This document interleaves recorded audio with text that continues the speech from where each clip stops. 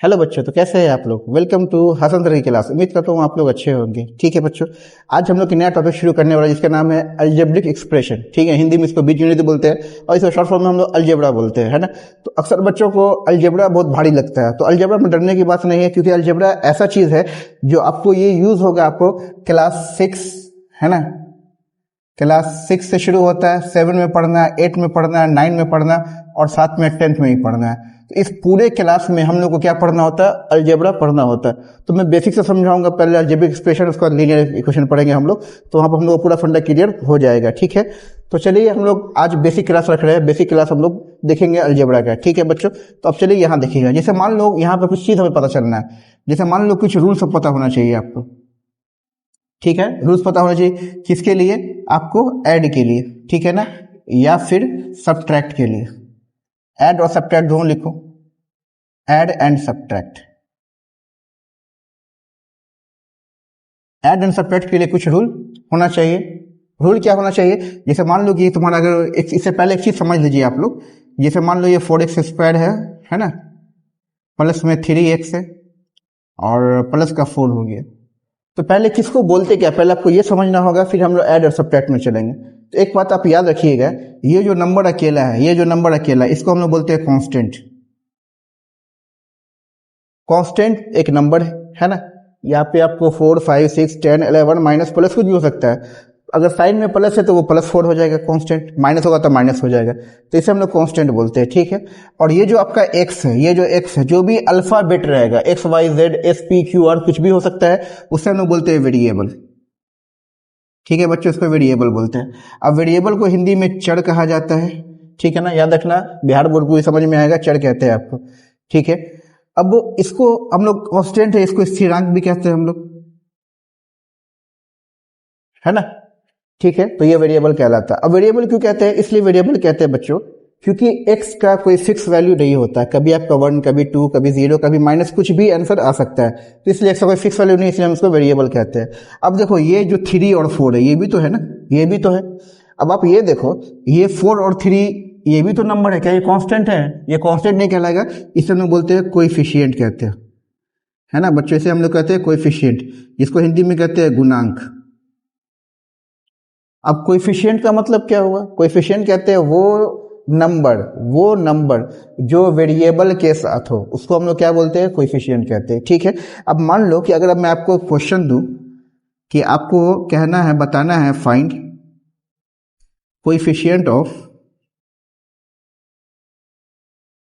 x²। अब क्वेश्चन कुछ ऐसा है, 3x² है, माइनस में 4x प्लस में 8 = 0। अब x² कोएफिशिएंट पूछ रहा है, तो x² मेरा ये है ना बच्चों, ये है मेरा, इसके साथ क्या है 3, तो मेरा क्या हो जाएगा आंसर, इसका मेरा आंसर हो जाएगा 3 डायरेक्ट। x का कोएफिशिएंट कौन है, 3। अगर आपको पूछता है x का कोएफिशिएंट कौन है, तो x का कोएफिशिएंट कितना होता है, 4, है ना। अब जैसे यहाँ पे हम लिख सकते हैं, ऐसे लिख सकते हैं, coefficient of x², coefficient of x², ये हो जाएगा 3। अगर आपसे पूछा जाए कि आपको बताना है कोएफिशिएंट ऑफ x का कोएफिशिएंट कौन है, x के साथ 4 है ना, तो हमको 4 लिखना पड़ेगा। लेकिन ध्यान ये देना है कि अगर उस नंबर में माइनस है तो हमारा आंसर किस में आएगा बच्चों, माइनस में आएगा। तो यहाँ माइनस हमें लिखना पड़ेगा, प्लस पता है, प्लस तो छिपा रहता है। ठीक है, तो यह समझ में आपको कि किसको कोएफिशिएंट बोलते हैं, किसको वेरिएबल बोलते हैं, किसको हम लोग कांस्टेंट कहते हैं। क्योंकि मैं बार बार जिक्र करूंगा कांस्टेंट वेरिएबल, तो आपको समझ जाना है क्या बात हो रही है। ठीक है, ये समझ में आया, इसको नोट कर लीजिए आप लोग। चलिए अब यहां देखें, अब कुछ रूल्स हम लोग जानने वाले ऐड सब्ट्रैक्ट के लिए। रूल क्या कहता है, फर्स्ट रूल क्या कहता है कि आपका जो वेरिएबल है ना, वेरिएबल्स जो है वो सेम होना चाहिए, शुड बी सेम, है ना। अगर हमें ऐड करना है या सब्ट्रैक्ट करना, तो हमारा वेरिएबल्स क्या होना चाहिए, सेम होना चाहिए, पहला है। दूसरा रूल कहता है कि their power also should be same. ठीक है, इसका मतलब है अगर दो नंबर को हमें ऐड करना है, वेरिएबल को ऐड करना है, तो एक तो वेरिएबल सेम होना चाहिए, दूसरा उसका पावर भी सेम होना चाहिए। फॉर एग्जाम्पल एक देखिए, यहाँ पे आप एग्जाम्पल देखो, आप अगर यहाँ पे x है और यहाँ पे y है, तो क्या दोनों वेरिएबल सेम है, सेम है नहीं, सेम है क्यों, यहाँ x है यहाँ y है, दोनों वेरिएबल सेम नहीं है, तो ये ऐड होगा कभी ऐड नहीं होगा, यही पे रह जाएगा, वो ऐड नहीं होगा, है ना, क्योंकि वेरिएबल अलग अलग है। ठीक है, पहला रूल ये कहता है वेरिएबल सेम नहीं तो ऐड नहीं होगा। अब ये देखो दूसरा रूल कहता है कि अगर यहाँ पे 3x² है, यहाँ पे 4x है।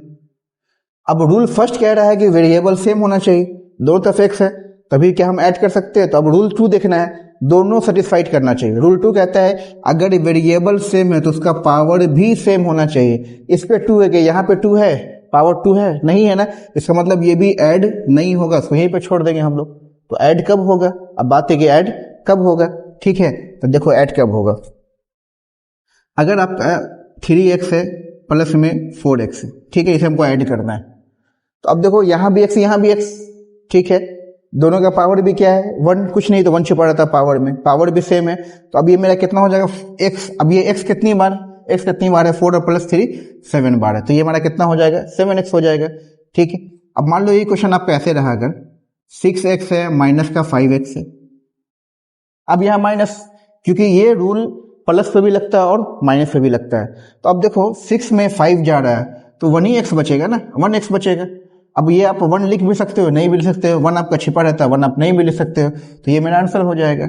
अब मान लो क्वेश्चन हमने दिया 3x² माइनस में 5x², ये हमारा क्वेश्चन, तो क्या ये सब्ट्रैक्ट होगा? जी बिल्कुल होगा। क्यों होगा?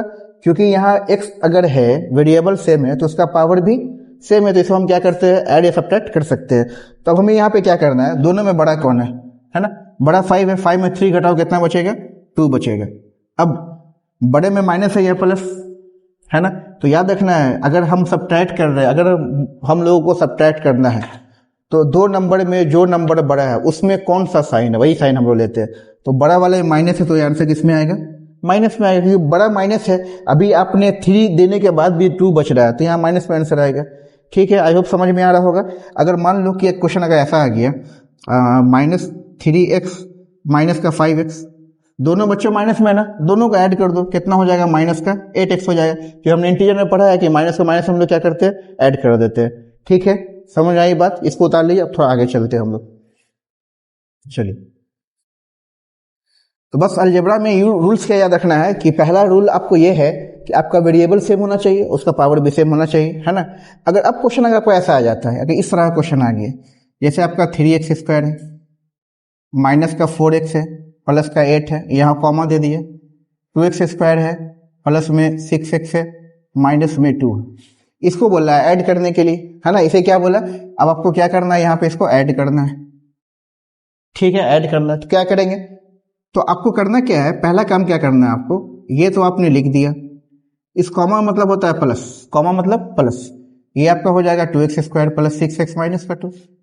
ठीक है, अब हमें करना है अरेंजमेंट करना है, रीअरेंजमेंट करना। कैसे रीअरेंजमेंट करिएगा आप, तो अब देखो वेरिएबल और पावर, यहाँ x का पावर 2 है, यहाँ भी x का पावर 2, इसको उठा के इसके पास लिया, है ना, दोस्त एक साथ, तो ये 3x² है, ये प्लस 2x², है ना, सेम एक साथ, है ना, होता है ना क्लास में जिसका जो बेस्ट फ्रेंड होता है वो उसके पास जाएगा, या गर्ल्स बॉयज का अलग ग्रुप है, इस तरह से हम उसको क्लासीफाइड कर देते हैं। भाई पावर 2 वाला एक साथ आओ, और जिसका पावर 1 है वो एक साथ चले जाओ, और जो कांस्टेंट है वो एक साथ चले जाओ, अपना अरेंज बना लो, अपने अपने ग्रुप के साथ जाओ, तो अपने ग्रुप के साथ, आप अपने ग्रुप के साथ अपने ग्रुप के साथ जाओ। ठीक है ना, इस तरह से हम लोग करते हैं। अब देखो इस दोनों में प्लस है ना, तो ये तो ऐड हो जाएगा। बात समझ में आ रही ना, क्या करना है, अरेंजमेंट कर दीजिए। आप डायरेक्ट भी कर सकते हैं, लेकिन पहले स्टेप समझो आप, ठीक है ना। फिर आपका यहाँ पे क्या हो जाएगा, 6 में 4 गया 2x बचेगा, और 8 में 2 गया कितना होगा 6 होगा। अब देखो किसी में क्या किसी को ऐड कर सकते हैं क्या, यहाँ पावर 2 है, यहाँ 1 है, यहाँ तो x है ही नहीं, इसका मतलब हमारा आंसर यहीं पे खत्म हो जाएगा। ठीक है, उम्मीद करो वीडियो समझ में आ रहा है। और जो लोग मेरे वीडियो को सब्सक्राइब नहीं किए, प्लीज मेरे वीडियो को सब्सक्राइब करिए, क्योंकि वीडियो में व्यू नहीं जा रहा, सब्सक्राइबर नहीं बढ़ रहा है, तो फिर एक तरह से मैंने पहले भी कहा था मोटिवेशन नहीं मिलेगा। आप लोग सपोर्ट करिए, तभी तो मैं अच्छे वीडियो ला के दूंगा आप लोगों को। ठीक है, अब मान लो क्वेश्चन बच्चों इस तरह का आ गया, 6x² है प्लस में 8x है प्लस में 9 है, फिर यहाँ पे कॉमा है 2x² माइनस में यहाँ मान लो कि 6x है प्लस में 8 है, फिर कॉमा है 5x² प्लस में x है माइनस में 3 है। ये कुछ क्वेश्चन है, कुछ भी हो सकता है। पहला काम क्या करना है बच्चों, आपको कॉमा को हटाना है। पहला काम हमें क्या करना है, कॉमा को हटा देना, तो ये माइनस प्लस हो जाएगा। अब यहाँ -6 है प्लस 8 है, ये भी प्लस हो जाएगा, ये 5x² हो जाएगा, प्लस x हो जाएगा, -3 हो जाएगा।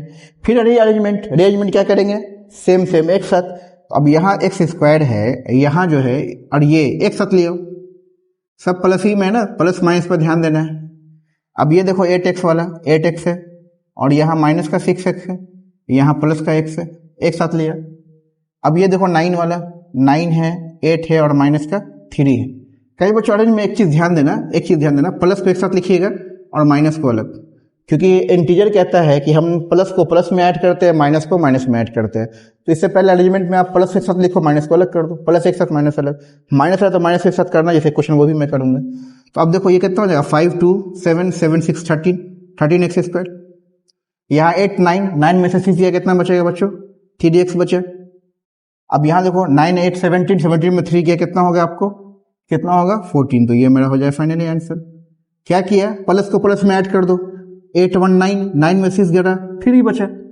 9 8 17 में 3 गया, 14 बचा, है ना, एक स्टेप बच गया हम लोग का। ये मेरा आंसर हुआ। ठीक है, चलते हैं नेक्स्ट क्वेश्चन की तरफ।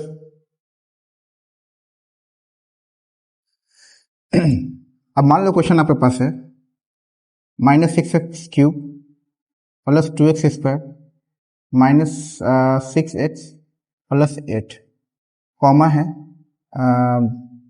यहाँ पे हो गया 9x² माइनस 8x² माइनस का 5x और माइनस का 12। ये मेरे पास क्वेश्चन आ गया। ठीक है, यहां भी कुछ नहीं करना, पहला काम क्या करिए आप, पहले इसको कॉमा को ब्रेक करो। जहां कॉमा है वहां पे प्लस लगा देंगे, कॉमा के बदले प्लस आ गया। ठीक है, अब यहाँ पे 9x³ है, -8x² है, -5x है, -12 है। अब फिर करना रीअरेंजमेंट, पावर सेम देखो कौन कौन है, ये पावर एक साथ लियो, इसको एक साथ लियो। ठीक है, ये पावर है 2x² और ये एक साथ ले आओ, और x वाला 6x है, यहाँ 5x है, एक साथ ले आओ, और यहाँ 8 हो गया और -12 एक साथ ले जाओ। अब यहाँ देखो ये दोनों में सब्ट्रैक्ट हो रहा है ना, तो बड़ा 9 है, 9 में 6 गया, 3 बचेगा, प्लस का साइन। इस दोनों में बड़ा ये है ना, तो माइनस का साइन आ जाएगा। दोनों माइनस है तो ऐड हो जाएगा, इसमें माइनस बड़ा है तो आंसर माइनस में आ जाएगा। ये आपका आंसर हो जाएगा, क्योंकि अब सबका पावर हम इसको ऐड सब्ट्रैक्ट कर नहीं सकते हैं, यही हमारा आंसर हो जाएगा। ठीक है, चलते हैं नेक्स्ट क्वेश्चन की तरफ, है ना, नोटेड डाउन। देखिए अब आपका क्वेश्चन जो है 4a plus 3b minus 6c, 2a -3b plus में 5c -6a -5b प्लस में 2c। बच्चों अब ये मेरा क्वेश्चन आ गया। ठीक है, घबराना नहीं है, बस यहाँ देखो क्या कर रहे हैं हम लोग। पहले तो हमें करना है कॉमा को तोड़ना है, सबसे पहला काम आपको कॉमा को तोड़ना होता है। कॉमा को तोड़िए, ये 6c, ये प्लस है ना, ये प्लस है, तो प्लस माइनस बच्चों ये क्या हो जाएगा, डायरेक्ट माइनस कर दो। कि हमें पता है कि अगर प्लस माइनस हो तो ये माइनस हो जाता है, और माइनस माइनस क्या होता है, प्लस हो जाता है। इस बात को ध्यान देना होगा। ठीक है, तो यहाँ माइनस का 3a है, 3 ये a था, ये b है, प्लस 5c। अब इसका मतलब होता है प्लस, ये प्लस माइनस फिर क्या बन जाएगा बच्चों, माइनस बन जाएगा। ठीक है, फिर आप प्लस लिखते हैं, फिर आपको ये करना पड़ता है, प्लस लिखते हैं, फिर यहाँ माइनस लिखते हैं, फिर एक स्टेप बढ़ जाता है। तो इससे अच्छा हमने क्या किया कि डायरेक्ट यहाँ माइनस कर दिया। क्यों, क्योंकि यहाँ प्लस होता है, प्लस माइनस माइनस हो जाएगा। अब यहाँ माइनस का 5b प्लस का 2c। फिर अब क्या करें, फिर वही चीज अरेंजमेंट करना है। अरेंजमेंट ए को ए के साथ, बी को बी के साथ, सी को सी के साथ। हमें पता है ए को ए में ऐड कर सकते हैं, बी को बी में, सी को सी में, क्योंकि वेरिएबल सेम होना चाहिए, है ना। हमें वही करना है। ए वाला खोजो, यहाँ ए है, और ए कहाँ है, यहाँ ए है, और ए कहाँ है, यहाँ ए है, एक साथ। अब बी खोजो, यहाँ 3b है, और यहाँ देखो -3b है, और यहाँ देखो 5b है। अब सी में आ जाओ, -6c है, यहाँ देखो +5c है, यहाँ 2c है। ठीक है, अब देखो पहले हमें क्या करना है, ये 4a है, माइनस को माइनस में ऐड कर दो। हमने बताया था प्लस को प्लस में ऐड करते हैं, माइनस को माइनस में, तो यहाँ माइनस को माइनस में ऐड कर दिए, तो 6 2 8 8 और 4, है ना। आप डायरेक्ट भी यहाँ कर सकते थे हम लोग, लेकिन तुमको समझाने के लिए बता रहे हैं। अब देखो ये प्लस माइनस कट जाएगा, सेम सेम है ना, 3 में 3 का 0 होता है, तो यहीं पे कर दो डायरेक्ट। स्टेप बचा मेरा। यहाँ सिर्फ क्या बच रहा है, माइनस का 5b बच रहा है। अब यहाँ देखो -6c है, यहाँ देखो 5 और 2 कितना हो जाएगा, 7 हो जाएगा। अब नेक्स्ट क्या करना है, 8 में 4 घटाओ, 4 बचेगा, माइनस बड़ा आंसर माइनस में, क्योंकि 8 बड़ा है, जो बड़ा आंसर उसी में आता है। ये देखो ये -5 ये अकेला है। अब देखो 6 और 7, बड़ा 7 है ना, तो 7 में 6 गया, 1 ही ना बचेगा, प्लस बड़ा है तो यहाँ पर c लिखो, 1 तो छिपा 1 नहीं है, बस c लिखो, ये आपका आंसर हो जाएगा। तो करना क्या है, कुछ नहीं करना है बच्चों, हमें a को a के साथ करना है, b को b के साथ करना है, c को c के साथ करना है, ठीक है। और प्लस को प्लस में ऐड करते हैं, माइनस को माइनस में ऐड करते हैं। उम्मीद करता हूँ आप लोगों को ये वीडियो अच्छा लगा होगा। अब हम लोग मिलते हैं नेक्स्ट वीडियो में, वहां मैं आप लोगों को सबट्रैक्ट करना सिखाऊंगा, ठीक है। जब तक के लिए थैंक यू वेरी मच।